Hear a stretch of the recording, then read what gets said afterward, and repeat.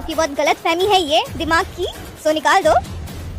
नमस्कार दोस्तों, प्रिया सुहानी का डांस देखकर और उनका टैलेंट देखकर काजल रघवानी जलने लगी है। लेकिन दोस्तों आप सभी को बता दूं, काजल रघवानी कितना भी जलेगी प्रिया सुहानी से, लेकिन प्रिया सुहानी को नीचे नहीं गिरा पाएगी। क्योंकि इसलिए कि खेसारी लाल यादव प्रिया सुहानी को वादा कर दिए हैं और प्रिया सुहानी को कसम दे दिए हैं कि जब तक मैं तुम्हें एक बहुत बड़ी हीरोइन नहीं बनाऊंगा तब तक मैं तुम्हारा साथ नहीं छोड़ूंगा। तो दोस्तों क्या है खबर की जानकारी पूरे विस्तार में बताएंगे, लेकिन उससे पहले अगर आप लोग भी प्रिया सुहानी से प्यार करते हैं और प्रिया सुहानी को चाहते हैं कि एक बड़ी से बड़ी हीरोइन बने, तो इस वीडियो को लाइक करके चैनल को सब्सक्राइब जरूर कर लें।